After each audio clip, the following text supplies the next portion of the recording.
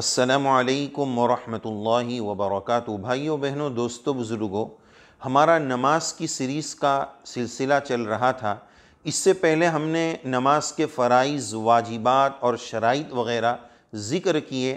آج کی اس مجلس میں ہم اس پر بات کریں گے کہ سجدہ سہو کب واجب ہوتا ہے اور کیسے کرنا ہے۔ یہ دونوں باتیں آج کی مجلس میں ہم ذکر کریں گے۔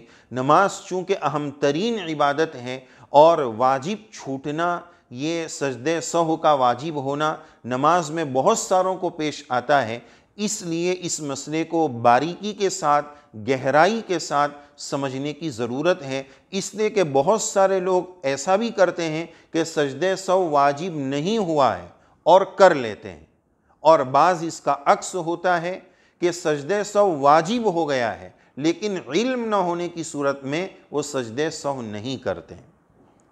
تو اب ہم شروع کرتے ہیں کہ سجدہ سہو کب واجب ہوتا ہے، اس کے اصول کیا ہیں، بنیادی باتیں کیا ہیں۔ تو پہلی بات اس سلسلے میں یہ عرض کرنی ہے کہ کوئی ایک خاص بات کہ ایسا ہو گیا تو ہی سجدہ سہو واجب ہوگا، ایسا حتمی بات نہیں کہہ سکتے۔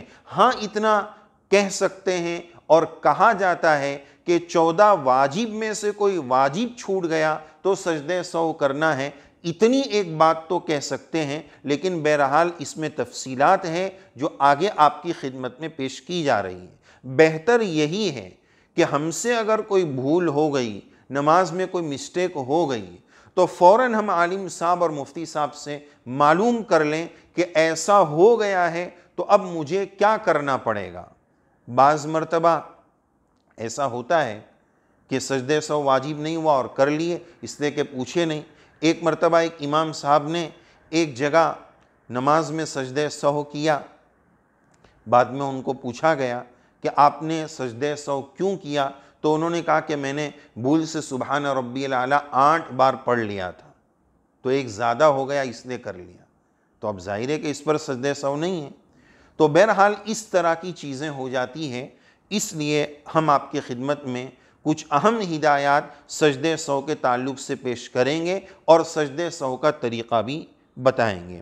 پہلی بات یہ کہ ہم نے اس سے اوپر والی مجلس میں نماز کے جو 14 واجب بتائے، اس میں سے کوئی بھی ایک واجب بھولے سے چھوٹ جائے، سہون چھوٹ جائے تو سجدہ سہو کرنا ہوگا۔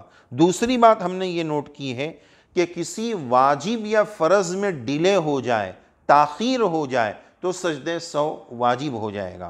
مثال کے طور پر 3 یا 4 رکعت والی نماز پڑھ رہے ہیں اور قاعدہ اولیٰ کر رہے ہیں، پہلا قاعدہ کر رہے ہیں جس میں صرف التحیات پڑھنی ہے، اب بھولے سے درود شریف بھی شروع کر دیا اور محمد تک پہنچ گئے، تو اب ایسی صورت میں سجدہ سہو واجب ہو جائے گا، اس لیے کہ تیسری رکعت کا قیام جو فرض ہے اس فرض میں ڈیلے اور تاخیر ہو رہی ہے، اس تاخیر کی وجہ سے سجدہ سہو لازم ہو جائے گا۔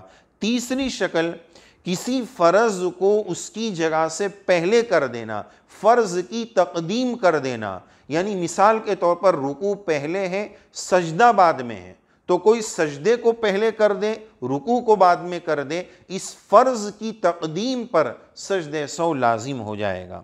نمبر 4، چوتھی شکل یہ ہے کہ کسی رکن میں، کسی عمل میں تکرار کر دینا جبکہ اس میں تکرار نہ ہو۔ مثال کے طور پر ہر رکعت میں ایک رکوع ہے، اب اگر کوئی بھولے سے 2 رکوع کر دے تو اس دوسرے رکوع کر لینے پر سجدہ سہو لازم ہوگا۔ اور 5ویں شکل یہ ہے، آخری شکل اس سلسلے میں یہ عرض کرنی ہے کہ واجب میں تبدیلی کر دینا۔ مثال کے طور پر جن نمازوں میں جہرن اور زور سے تلاوت کرنی ہے، جہری تلاوت کرنی ہے، اس میں سرن کر دینا، آہستہ تلاوت کر دینا۔ جن نمازوں میں آہستہ تلاوت کرنی ہے، مثلا کوئی امام صاحب ہے، ظہر کی نماز پڑھا رہے ہیں اور انہوں نے بھولے سے بے دھیانی میں عشاء کی نماز کا تصور کر کے زور سے قرات شروع کر دی، تو اس صورت میں سجدہ سہو اس وقت لازم ہوگا جبکہ مقدار ما یجوز بہ الصلاۃ پر عمل کر لیا، اس کی وضاحت سمجھیے کہ مثال کے طور پر ظہر کی نماز تھی، اس میں تلاوت آہستہ کرنی تھی، اب زور سے شروع کر دیا، الحمد صرف اتنا پڑھا تو سجدے سہو واجب نہیں ہوگا۔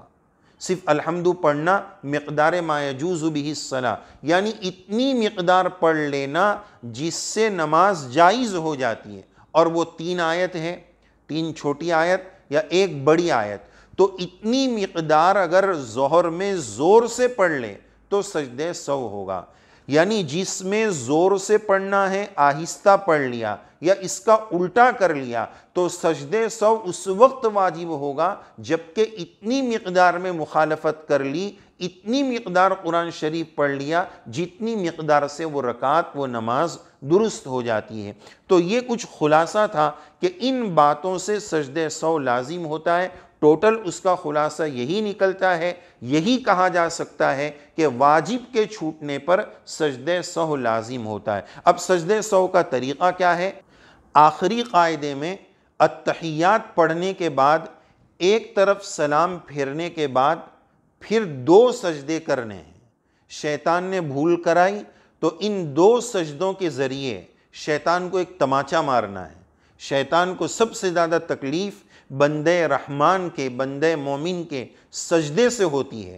تو بہرحال آخری قاعدے میں التحیات پڑھ کے ایک طرف سلام پھیرنے کے بعد 2 مرتبہ سجدے کرنے ہیں، اور 2 سجدے کے بعد پھر سے آخری قاعدہ کرنا ہے، اور اس میں وہ تمام چیزیں پڑھنی اور کرنی ہیں جو نارملی طور پر ہم کرتے ہیں۔ تو اس طرح سجدے سہو ہو جائے گا۔ اللہ تعالیٰ سے دعا ہے اللہ تعالیٰ ہمیں اچھی اور پکی نماز، اپنی پسند اور رضا والی نماز پڑھنے کی توفیق سعید نصیب فرمائیں، اپنی یاد والی نماز پڑھنے کی توفیق عنایت فرمائیں، آمین یا رب العالمین۔